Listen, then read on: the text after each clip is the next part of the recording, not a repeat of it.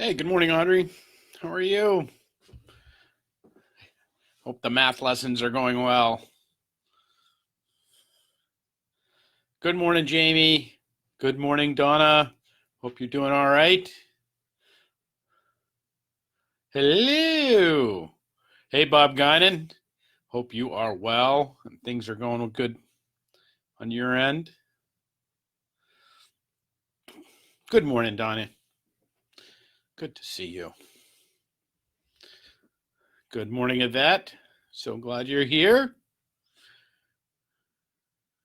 Doing fine. That is good to hear. I'm glad. John Wills, everybody. Hello, hello. Good morning.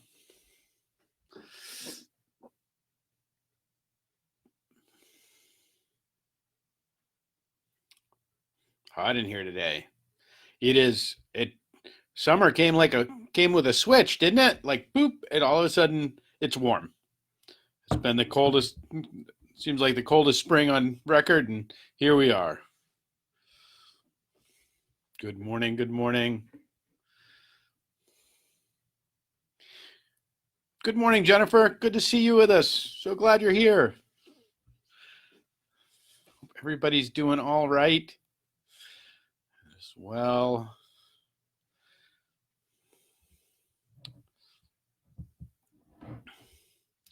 Who has what plans for the day? What are we up to after this? Anything fun? Anything good? Anybody know where I can get my hair cut in town? I keep striking out like nobody. Anybody? Anyone? Bueller? So I may be going for the ponytail next. So we'll see. Uh,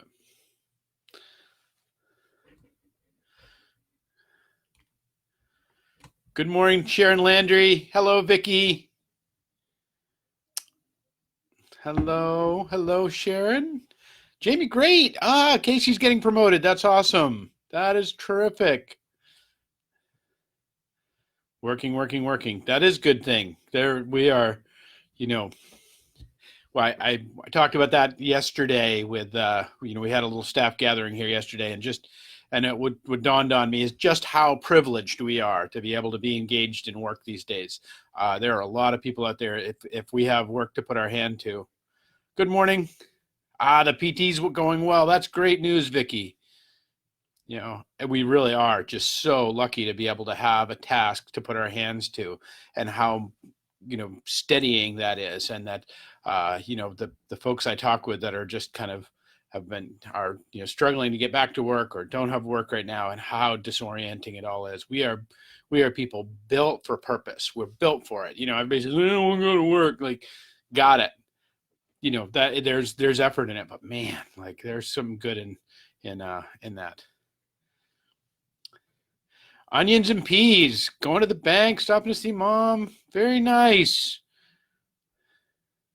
Peas. So that's will you still have peas by 4th of July? Will that happen? It seems late for that, but no, you probably will. 6 weeks. That's not, or maybe whatever. Yeah, it'll be close. What is it? Peas and salmon, right? Is that 4th of July? Help me, somebody.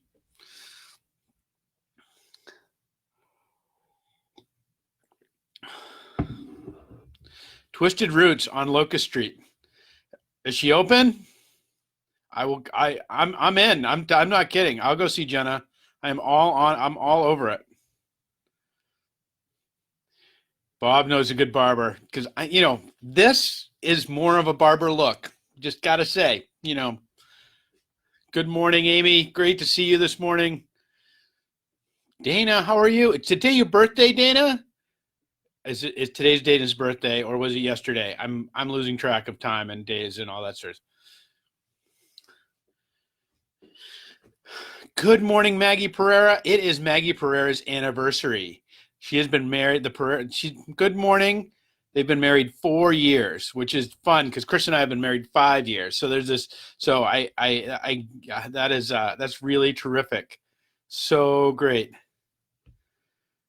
So happy anniversary. I hope it is a sweet day for you both. So many flowers on your deck. That's great, Priscilla. Good morning. She's homie. She'll take care of you. Good morning, Irene. Great to see you. Good morning, Linda. Hope things are well. Things are going well up there. Yes, it is. It is Dana's birthday. We're going to have to sing happy birthday to Dana, everybody. All right. Happy birthday to Dana coming up. It is our tradition here that if it is your birthday and you're on the stream, we will sing happy birthday to you. Good morning, everybody. Yes. Please, if your path should cross with Maggie Pereira and on the Pereiras on this day, tell them happy birthday or happy anniversary. It is a gift that this covenantal life that they're walking out, and they're awesome.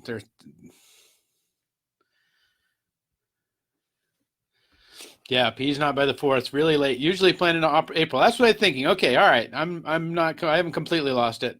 All right. Happy birthday, everybody. Happy birthday, Dana. All right, we're going to sing happy birthday for you in a minute. Okay. Good morning, everybody. It is 11:11 on the 27th day of May on a Wednesday, and it is such an important day. Why? Because it's Dana's birthday. That's why it's an important day. No, that is a true thing. But we have been at this for a while now. That I think it was the 27th, 23rd, or the 24th, 27th of March that we started and leaned into this. So we have been at this a while, and we are a true community. I look forward to seeing your names, and even though we are on the schedule now of Tuesday, Wednesday, and Thursday, that we have been a community that has gathered and journeyed together. And so I so look forward to this every day, because that we gather, because it is an encouragement to me, and I hope it is an encouragement to you, because we are in a time that we need encouragement. I mean, we always need encouragement. This is the thing that one of the things that I think is coming out of this time is just the reminder of the things that we truly need. The idea that we're kind of emotionally and intellectually and spiritually and sometimes physically, we're just living on the Cheetos of the world, watch another Netflix show, do another thing, that just something to kind of throw into us, into our mind or into our heart, to kind of keep us going. But what we find is real sustenance in this time, that even the ability to gather in digits, and our ability to gather as we gather this Sunday in worship, and we'll gather for Pentecost this week, just to be able to come together and be in a room with people and feel that experience, and to have our journey together. It is incredible. It is important and incredible. Morning, Bonnie. Great to see you here. I am so glad you're with us. So I want to read this. This is from the 51st Psalm, and this psalm is all the Psalms are written by David. They are hymnal. So I'm reading song lyrics to you, and he is talking about this way in which he's fallen short. And this way which he's fallen short, and then his call to God to lift him up. And so this is about the middle of the psalm. He says this. He says, "Cleanse me with hyssop, and I will be clean. Wash me, and I will be whiter than snow. Let me hear joy and gladness. Let the bones you have crushed rejoice. Hide your face from my sins and blot out all my iniquity. Create in me a pure heart, O God, and renew a steadfast spirit within me. Do not cast me from your presence, or take your Holy Spirit from me. Restore to me the joy of your salvation, and grant me a willing spirit to sustain me." Oh, so good. So good. And why is it so good? What is it that's calling us to? Good morning, Doris Thornton. So glad you're here and with us this morning. That what is beautiful in this is this notion, that this calling out to create in me a pure heart, O God, and renew a steadfast spirit within me. Now, let's talk about this, because I think we get this wrong. I think the church and moralism and all sorts of stuff have loaded this thing up and there's nothing wrong with being moral, don't get me wrong about that, but has loaded this up with all of the things that we're doing wrong kind of idea, that you've got all the stuff that you're doing wrong, and that you've been out misbehaving, or you've been out doing all these things, and somehow you could never be worthy of a relationship with God. Or that even you're not even worship. Some of us don't even feel like we're worthy of a relationship with somebody, with another human being, that we feel like we've been somehow kind of disconnected, and that this time of disconnection is playing on that in spades. I really believe that it's just working on all the little cracks about all the things that are wrong with us. Oh, I haven't done this, I didn't do that, I haven't done good. I think it was Linda a while back. Linda was like, gosh, we've been at this so long, and all I've done is put my Christmas decorations away. These voices that will gnaw on our skull, and I really do think that they gnaw on our skull with the ability to steal from us our love and our energy and our power and in these negative frameworks, in this negative thought patterns, these negative feeling patterns, all this sort of stuff. You see, when David's talking about that, he's not talking about like, oh, I didn't do the hokey pokey the right way. Like, oh, I missed all the dance steps in the wrong way. And like, I didn't do it right. He's not talking about that. He's talking about create in me a clean heart. Create in me a clean heart. Think about this. When we think about like when we're sad, or even worse, when we're depressed, or when we're struggling, or when we're filled with anger, when we're create in me a pure heart. You see, these things are this isn't about like us trying to find good graces back in like, oh Lord, we beseech you kind of thing. This is us looking to have removed from us these things that prevent us from joy. These things that prevent us from knowing how loved and how perfect and how wondrous and how beautifully created we are. You see, that's the thing. Like, we think of it as like this, as like, oh, we've screwed up, so now we have to do something to get back in good grace, and all this back and forth, or even worse, we identify ourselves as with these kind of thoughts or with these feelings that say, oh no, we haven't just screwed up, we are a screw up. Or we are no good. When David prays that prayer, it says, create in me a clean heart, O God, and put a new and right spirit in me. That it's this invitation towards grace. It's this invitation to love, that we might be, that we might have the despair of this age, the negativity of this age, that it might be lifted off of us.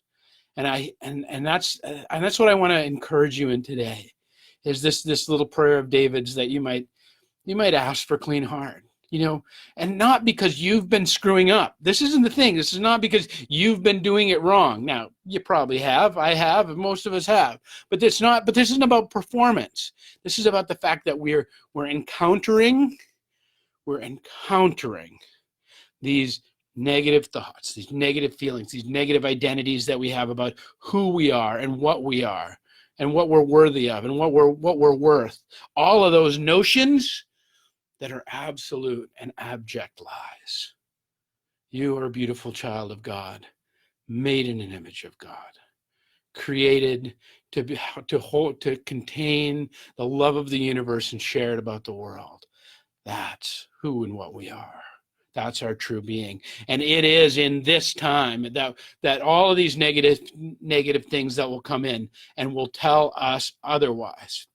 And this prayer is not about us being so slimy that God can't love us.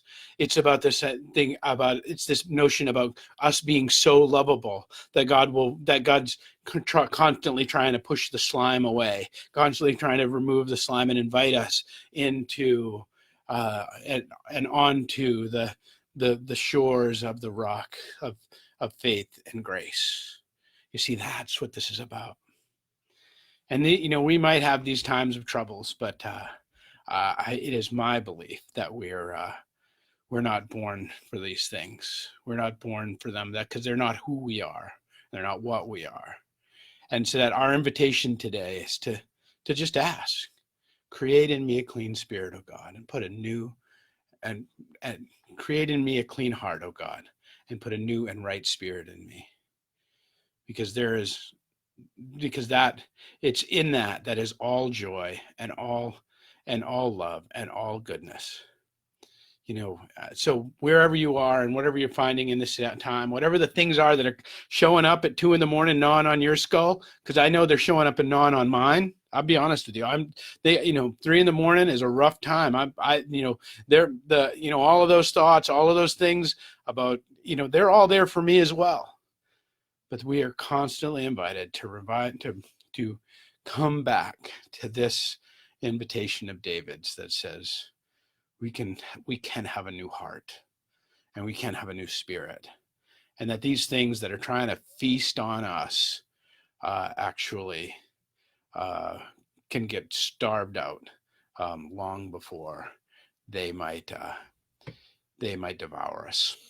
All right, friends, that's my hope for you today. So we have to sing happy birthday. Hang on.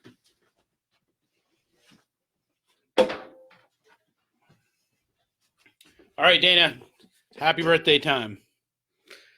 Happy birthday to you. Happy birthday to you.